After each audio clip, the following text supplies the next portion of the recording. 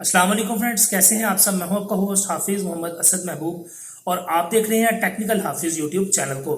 तो दोस्तों, आज की इस वीडियो के अंदर हम बात करने वाले हैं कि डर्टी फ्लैश और क्लीन फ्लैश क्या होता है। दोस्तों, आपने ये टर्म्स बहुत सारे यूट्यूबर से सुनी होगी, जो कि बताते हैं कि आप इस कस्टम रोम को डर्टी फ्लैश कर दें, इस कस्टम रोम को क्लीन फ्लैश कर दें। तो दोस्तों, आज की इस वीडियो के अंदर हम जानेंगे कि डर्टी फ्लैश और क्लीन फ्लैश में फ़र्क क्या है और ये किस तरह से काम करता है। तो दोस्तों, वीडियो को स्टार्ट करने से पहले वही रिक्वेस्ट जो कि हर वीडियो में की जाती है कि सब्सक्राइब शेयर ज़रूर से आपने करना है।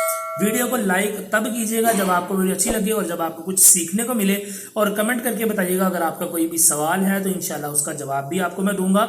और दोस्तों, कमेंट करके बताइएगा अगर आपका कोई सवाल है तो इंशाल्लाह उसका जवाब भी आप लोगों को दूंगा, और अगर आपके उस जवाब से रिलेटेड वीडियो बनानी हुई तो वो भी ज़रूर से बनाऊंगा ताकि आप लोगों की कन्फ्यूजन्स को क्लियर किया जा सके। तो दोस्तों, चलिए बिना टाइम को वेस्ट किए वीडियो को स्टार्ट करते हैं। मगर आपको बता दूं एक छोटा सा इंट्रो, आपको मैं परफॉर्म करके दिखाता हूं अभी, मगर उससे पहले मैं आपको अपने अल्फाज में बता देता हूं। दोस्तों, अगर आपने एक कस्टम रोम इंस्टॉल की है, जैसे कि आज की इस वीडियो के अंदर मैंने एरो ओएस को इंस्टॉल किया हुआ था और एरो ओएस की नई अपडेट आई जो कि दिसंबर के सिक्योरिटी पैचेस के साथ हैं और कुछ ना कुछ बग्स भी फिक्स हुए होंगे। तो दोस्तों, अब हमने अगर अपने मोबाइल फोन के अंदर एक कस्टम रोम यूज कर रहे हैं और अगर हमने उसी मोबाइल फोन के ऊपर अपने डाटा को लॉस किए बिना ही उसका अपडेट इंस्टॉल करना है तो हम उसको डर्टी फ्लैश कहेंगे। और दोस्तों, अगर हमने किसी और किस्म की नई कस्टम रोम के ऊपर शिफ्ट करना है तो फिर उसको हम क्लीन फ्लैश बोलते हैं।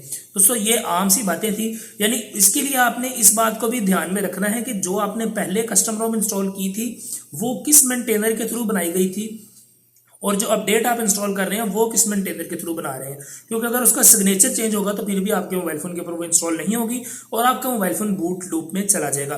तो दोस्तों, इसीलिए जब भी आप कस्टम रोम फ्लैश करें उसके बाद जब उसकी नई अपडेट आए तो आप उस अपडेट को विदाउट फॉर्मेटिंग योर डाटा आप उसको दोबारा से इंस्टॉल कर सकते हैं, यानी उस रोम को अपडेट कर सकते हैं, जैसे कि आप किसी भी OTA फाइल्स को अपडेट करते हैं जो कि आपके मोबाइल फोन के ऊपर अपडेट आपको देखने को मिलती है। तो दोस्तों, यही है कस्टम क्लीन फ्लैश और डर्टी फ्लैश। तो चलिए जल्दी से आपको एक डर्टी फ्लैश का एग्जांपल भी दे देता हूं। मेरे पास एरोवेस की न्यू अपडेट आई हुई है तो उसको हम जल्दी से डर्टी फ्लैश करके देखते हैं कि किस तरह से काम करती है। तो चलिए स्क्रीन अपने मोबाइल फोन के ऊपर चलते हैं। जी हाँ, तो दोस्तों यहाँ पर हमने एरो ओएस के एंड्रॉयड 11 वर्जन को इंस्टॉल किया हुआ है जो कि नवंबर के सिक्योरिटी पैचेस के साथ यहाँ पर आता है। अब दोस्तों, जैसे कि इसकी एक अपडेट आई है एरो ओएस की जो कि दिसंबर के सिक्योरिटी पैचेस के साथ है और मज़ीद उसमें कुछ सिस्टम इंप्रूवमेंट्स भी आई हैं, तो उसको हम करेंगे इसी के ऊपर डर्टी फ्लैश। तो डर्टी फ्लैश करने के लिए आपने सबसे पहले करना ही है कि आपने अपने मोबाइल फ़ोन को रिकवरी मोड में ओपन कर लेना है। तो रिकवरी मोड में जाने के लिए सबसे पहले आपने मोबाइल फ़ोन को पावर ऑफ करना है।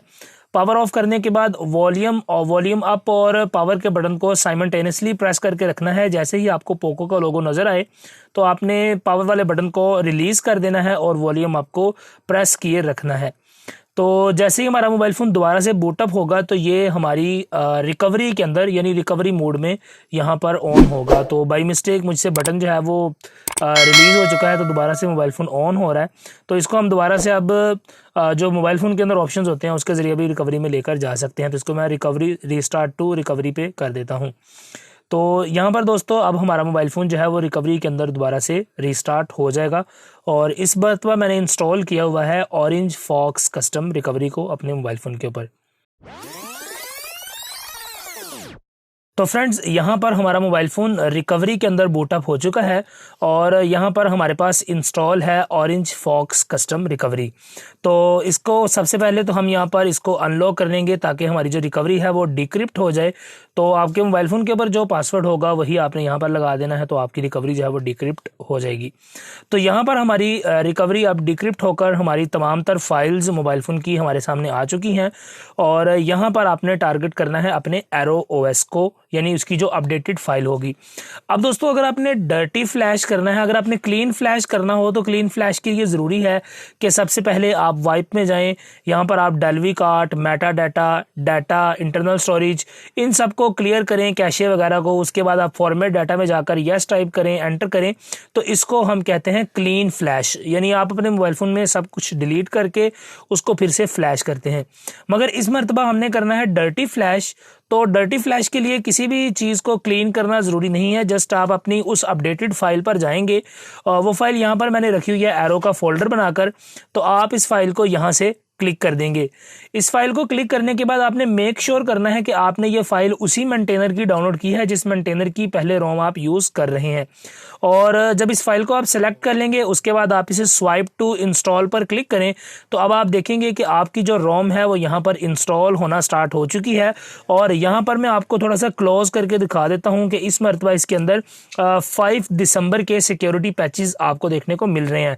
यानी कि अभी हम नए वर्जन को इंस्टॉल कर रहे हैं। इससे पहले जो हमारा वर्जन था उसके अंदर नवंबर के सिक्योरिटी पैचेस थे और ये दिसंबर के सिक्योरिटी पैचेस के साथ वाली अपडेट है। तो यहाँ पर हमारी ये जो रोम है वो फ्लैश हो रही है और इसको हम कहते हैं डर्टी फ्लैश, यानी without formatting your mobile phone आप अपनी रोम को दोबारा से अपडेट कर सकते हैं with the same maintainer and the same version. तो यहाँ पर हमारी जो रोम है वो अभी थोड़ी ही देर में फ्लैश हो जाएगी। उसके बाद आपको बताता हूँ कि नेक्स्ट आपने किस चीज़ को क्लीन करना है। जी हाँ, तो दोस्तों यहाँ पर सक्सेसफुली हमारी जो रोम है वो फ्लैश हो चुकी है और स्क्रिप्ट को यहाँ पर आप देख सकते हैं, script succeeded and result was 1.00000, यानी कि हमारी जो स्क्रिप्ट है वो सक्सेसफुली यहाँ पर इंस्टॉल हो चुकी है। अब इसके बाद यहाँ पर मैंने इसमें मैजिस्क को फ्लैश किया हुआ था तो इसने ऑटोमेटिकली मैजिस्क को डिटेक्ट किया है और उसको रीफ्लैश भी ऑटोमेटिकली कर दिया है। यानी हमारा मोबाइल फ़ोन अगर रूटेड था तो वो यहाँ पर दोबारा से रूटेड ही रहेगा। यानी अगर आप इसमें इसको डर्टी फ्लैश करते हैं तो डर्टी फ्लैश के दरमियान अगर आपका मोबाइल फ़ोन रूटेड होगा तो आपकी रोम फ्लैश होने के बाद ऑटोमेटिकली साथ में मैजिस्क फ्लैश होगा जिसके साथ आपका मोबाइल फ़ोन रूटेड ही रहने वाला है। अब दोस्तों यहाँ पर आप नीचे देख सकते हैं कि डन हमारे पास लिखा हुआ आ गया है।